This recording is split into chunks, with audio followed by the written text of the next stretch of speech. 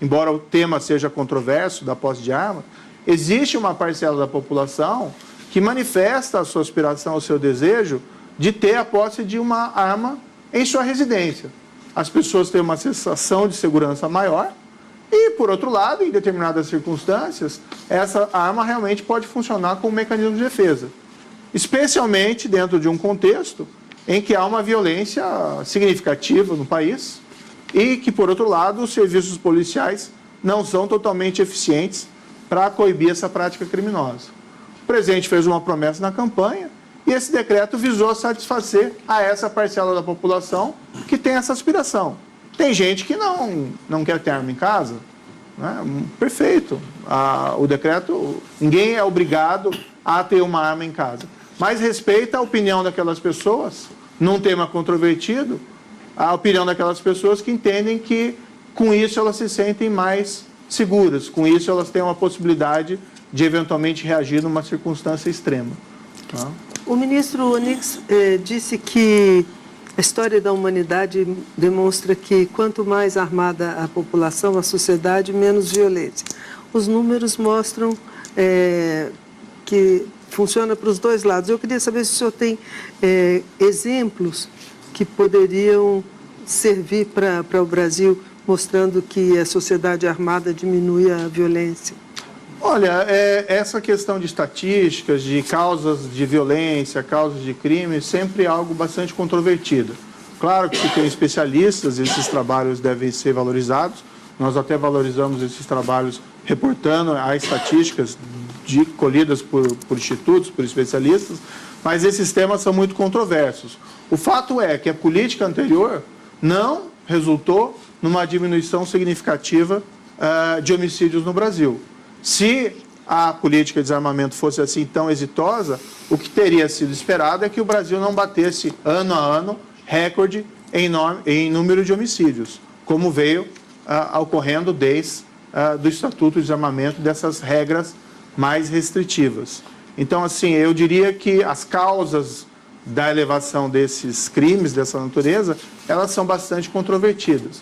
E veja, é uma flexibilização, mas até pelas críticas que recebeu, é uma flexibilização limitada.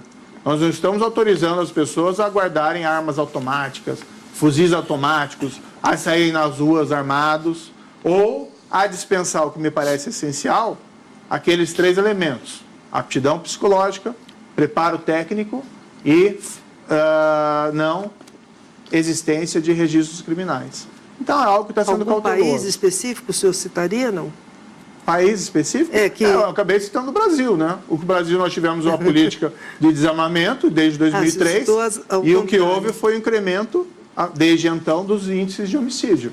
Então, é um exemplo mais próximo que eu posso citar. Ministro, a gente está falando do decreto da posse de armas. Eu queria perguntar para o senhor sobre uma revisão no decreto sobre o porte de armas. Se o governo está estudando sobre isso, o que o governo está planejando, eu queria que o senhor falasse um pouco sobre isso. Olha, eu confesso que eu fiquei concentrado sobre esses aspectos de posse, né? E não existe dentro da minha pasta nenhum movimento nesse sentido envolvendo a questão de porte de armas. O senhor não é uma situação diferente e se houver alguma proposição nesse sentido tem que ser muito bem estudada. Esse é um tema muito delicado. Né? A posse é algo um pouco mais limitado, oferece menos riscos. E nós até fizemos lá no decreto, né, eu ouvi até críticas sobre isso, mas colocamos, olha, se você tiver criança, adolescente em casa, você apresenta uma declaração, né, que você tem um cofre, que você tem um lugar seguro para guardar arma, um local com tranca. Significa que a pessoa vai observar necessariamente isso? Não. Mas é uma chamada à consciência. Apenas no sentido, se você tem, você toma essa cautela. E existe um tipo penal, um crime, né, que é a omissão de cautela, que se você deixar que uma arma de fogo fique ao alcance de uma criança ou adolescente, você responde criminalmente. A ideia foi chamar a atenção para isso. Eu acho que a melhor publicidade a esse respeito é colocar como uma exigência legal. O interessado na arma tem que fazer uma declaração nesse sentido. Mas o decreto de porte, nem para a área rural, o senhor seria favorável dentro do governo? São questões ainda vamos dizer, em potência, em discussão. não existe nenhum plano concreto da parte do meu ministério nesse sentido, a esse respeito. Ministro, claro que nós sabemos que o senhor é ministro da Justiça e da Segurança Pública, mas eu quero perguntar ao senhor, qual é o papel do senhor dentro do governo? O que o senhor, quais áreas que o senhor não atuará, ou quais, preferencialmente, além das estritas do senhor? Qual é o papel do senhor no governo? Olha, eu não quero me tornar um ministro de tudo, então, assim, tem muito bem claro que existe uma linha clara no sentido que eu vou tratar dos temas da minha pasta. Justiça, segurança pública, consumidor, arquivo nacional, a parte que se refere à imigração dentro do Ministério, mas eu não vou ficar opinando, por exemplo, sobre taxa de juros. Né? Até falo brincando lá com o ministro Paulo Guedes, né, que se ele começar a falar de segurança pública, eu vou falar sobre taxa de juros. E certamente, eventualmente, quando me for solicitado, eu posso dar algum conselho, eventualmente, para o presidente ou para algum outro ministro, assim como eu posso pedir orientação e conselho, isso é normal. Ministro, eu queria falar um pouco sobre o caso do ex-assessor Fabrício Queiroz, por conta das movimentações atípicas que o COAF, que hoje está na pasta do senhor, ele identificou nas contas do ex-assessor. A minha pergunta para o senhor é no seguinte sentido: o senhor ficou satisfeito com as explicações que ele deu sobre essas movimentações? Não, veja que interessante. O COAF estava no Ministério da Fazenda, agora da Economia, tá? Isso há longo tempo. Ele já teve uma estrutura bem maior no passado. Ele estava com uma estrutura reduzida, 30 e tantas pessoas, chegou a ter 60 no passado. Nós trouxemos ele para o Ministério da Justiça e da Segurança Pública, nós aumentamos a estrutura dele nessa reorganização do Ministério, então nós aumentamos a capacidade de trabalho do COAF, e o COAF vai poder trabalhar com toda a autonomia e com toda a liberdade, assim como os órgãos de investigação, os órgãos de controle. Então, o que foi feito? Identificadas movimentações financeiras atípicas de uma investigação do Ministério Público Estadual, envolvendo diversas pessoas, entre elas esse indivíduo. Isso foi recebido pelo COAF e foi encaminhado para o setor competente para a investigação. O que eu acho que não é apropriado, eu, como ministro da Justiça e da Segurança Pública, começar a fazer comentários sobre esses casos concretos, né? Seja para fazer uma afirmação num sentido ou no outro. Eu sei que no passado houve ministros da Justiça e da Segurança Pública, ou ministros da Justiça, que sentiam a vontade para agir como se fossem advogados, né, de posições ou membros do governo. Eu acho que isso não cabe ao ministro da Justiça ou da Segurança Pública. Cabe sim garantir que os órgãos de controle e investigação possam agir com a necessária autonomia. O senhor acha que esse é um caso para a Polícia Federal? Ele está sendo investigado pelo Ministério Público do Estado do Rio de Janeiro. Né? Esse indivíduo era funcionário da Assembleia Legislativa do Rio de Janeiro. Foi identificada essa movimentação atípica. Isso tem que ser esclarecido, né? Mas tem que ser esclarecido perante os órgãos competentes. Não posso avocar o caso para o Ministério da Justiça. O senhor fica desconfortável com essa situação? Eu percebo que alguns ministros ficam numa situação desconfortável por se tratar justamente de um ex-assessor do filho do presidente. Eu acho que o presidente apresentou explicações no que se refere no que foi identificado ali, especificamente relacionado ao eventual nome dele, e os fatos estão sendo investigados e apurados.